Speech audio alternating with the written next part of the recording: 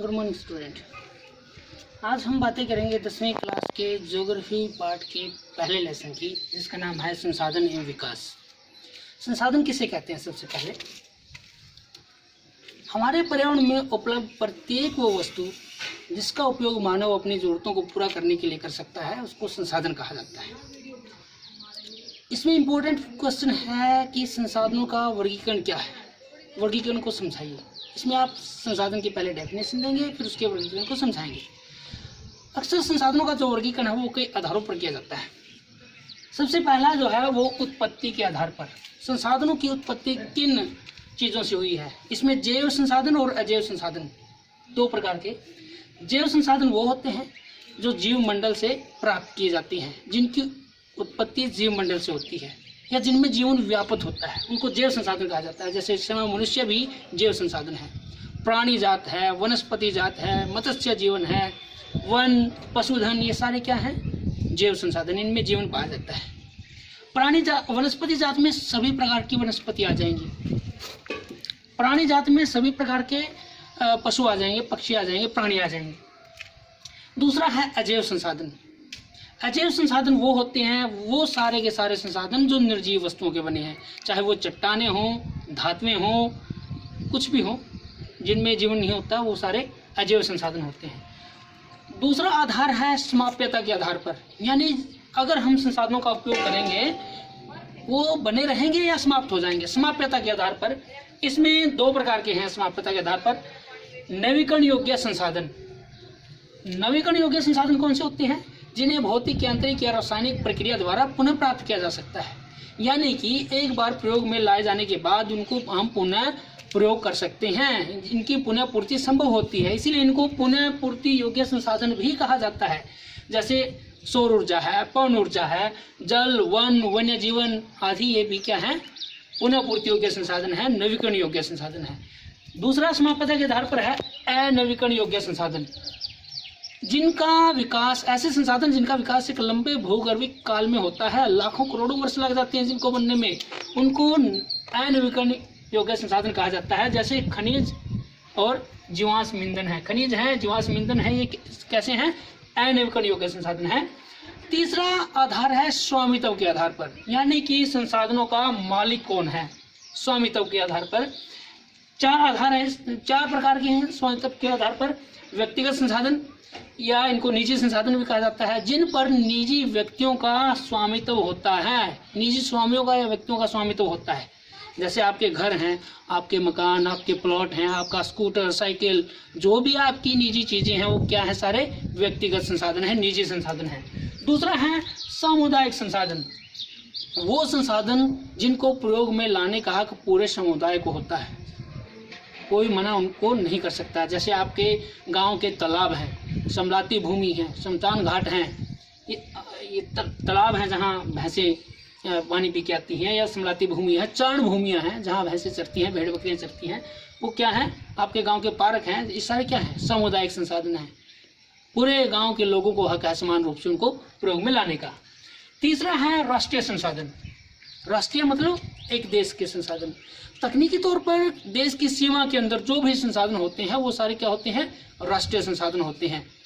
देश की जो राजनीतिक सीमा होती है उसके अंदर कुछ भी पाया जाए वो उस देश का हक होता है प्रयोग में करने का, प्रयोग में लाने का, तो वो राष्ट्रीय संसाधन है।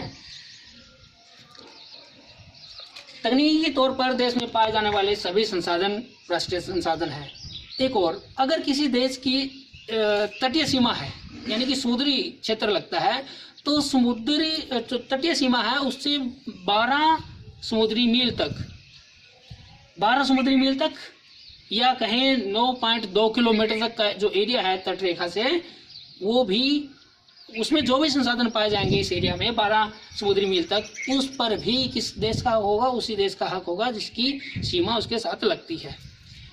चौथा इसमें है अंतर्राष्ट्रीय संसाधन। कुछ संसाधन ऐसे होते हैं जिन पर किसी देश विशेष का हक नहीं होता, बल्कि कुछ अंतर्राष्ट्रीय संस्थाएं होती हैं जिनकी अनुमति के बिना उन संसाधनों का उपयोग में नहीं लाया जा सकता। ऐसे संसाधनों को अंतर्राष्ट्रीय संसाधन कहा जाता है।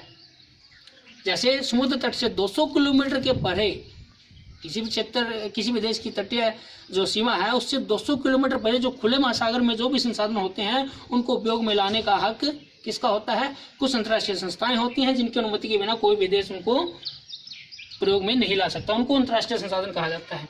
चौथा जो आधार है वो है विकास के स्तर के आधार पर, जो संसाधन है उनका विकास कितना हो उसके स्तर के आधार पर। इसको 4 भागों में इसको भी बांटा जाता है। पहला है संभावित संसाधन, जो किसी प्रदेश में मौजूद तो होते हैं लेकिन इनका प्रयोग अभी तक नहीं किया गया है, सही ढंग से नहीं हो पाया है। वो संसाधन तो मौजूद हैं लेकिन सही ढंग से इनका प्रयोग नहीं हो पाया। जैसे अपने देश में लें, पश्चिमी गुजरात और राजस्थान है अपने देश का जो हिस्सा है, इसमें सौर ऊर्जा की, पवन ऊर्जा के बहुत सारे भंडार हैं, मौजूद हैं, लेकिन अभी भी उनको प्रयोग में नहीं लाया गया है, सही ढंग से इनका विकास वहाँ पर नहीं हो पाया है। इनको कहा जाता है संभावित संसाधन। दूसरा है विकसित संसाधन, वो संसाधन जिनका निरीक्षण किया जा चुका है, जिनके उपयोग की गुणवत्ता और मात्रा तय की जा चुकी है, यानी कि कितनी मात्रा में वो संसाधन मौजूद हैं हमें पता है, और वो किस क्वालिटी के हैं, किस गुणवत्ता के हैं ये भी हमें पता है। तो इस प्रकार के संसाधनों के क्या कहा जाता है? विकसित संसाधन कहा जाता है। जैसे अपने देश में मुंबई से 76 किलोमीटर दूर बॉम्बे हाई नामक स्थान है जहाँ पर 1976 से तेल निकाला जा रहा है, यानी कि तेल का हमें ये भी पता है किस क्वालिटी का है और कितनी मात्रा में है, तो इसीलिए क्या है वो विकसित संसाधन है। तीसरा है भंडार, वो संसाधन जो मनुष्य की आवश्यकताओं को तो पूरा कर सकते हो लेकिन परंतु प्रौद्योगिकी के अभाव में उनका उपयोग अभी तक नहीं हो पाया, मानव की पहुंच से वो बाहर हैं। जैसे H2O वाटर या जल जो है वो 2 ज्वलनशील गैसों से बना हुआ होता है, हाइड्रोजन और ऑक्सीजन। इन दोनों में ये दोनों ही क्या है? ज्वलनशील गैसें हैं और ऊर्जा का अपार स्रोत हो सकती हैं, लेकिन मानव के पास अभी तक वो प्रौद्योगिकी नहीं आई है कि इससे काफी मात्रा में ऊर्जा बनाई जा सके। तो इसीलिए क्या है, ये संसाधन क्या है? भंडार हैं। चौथा है संचित कोष। संचित कोष भी सही मायने में भंडार का ही हिस्सा होते हैं। इसमें क्या है, फर्क क्या है? इन्हें उपलब्ध तकनीकी ज्ञान की सहायता से प्रयोग में लाया जा सकता है, इसको प्रयोग में लाया जा सकता है, लेकिन हम प्रयोग में नहीं ला रहे। भविष्य की आवश्यकताओं को पूरा करने के लिए हमने इनको ऐसे ही छोड़ रखा है। जैसे हमारे देश में जो नदियां बहती हैं, हमें पता है कि नदियों पर डैम बनाकर, बांध बनाकर विद्युत ऊर्जा प्राप्त की जा सकती है, लेकिन आज भी अपने देश की बहुत सी नदियां ऐसी हैं जो खुला, जिनका पानी खुला ऐसे ही महासागरों में चला जाता है। टेक्नोलॉजी तो है हमारे पास विद्युत उत्पन्न करने की, लेकिन फिर भी हम नहीं कर रहे। तो ये क्या है? संचित कोष है, यानी कि भविष्य में की आवश्यकताओं को ध्यान में रखते हुए हम उनको अभी प्रयोग में नहीं ला रहे हैं। ये प्रश्न आज करेंगे इतना ही। बड़ा इंपॉर्टेंट प्रश्न था, 2-2, 3-3 नंबर में या 5 नंबर में भी ये प्रश्न पूछा जाता है। अलग से 1-1, 2-2 नंबर में जैव संसाधन है, जैव संसाधन में अंतर, नवीकरण है, नवीकरण संसाधन में अंतर, या व्यक्तिगत संसाधन, निजी संसाधन क्या है, सामुदायिक समाविता वाले संसाधन क्या है, अलग अलग भी ये 2-2 नंबर में पूछ लिए जाते हैं। बड़ा इंपॉर्टेंट प्रश्न है और बड़े ध्यान से करने की जरूरत है। आज के लिए इतना ही। Thank you.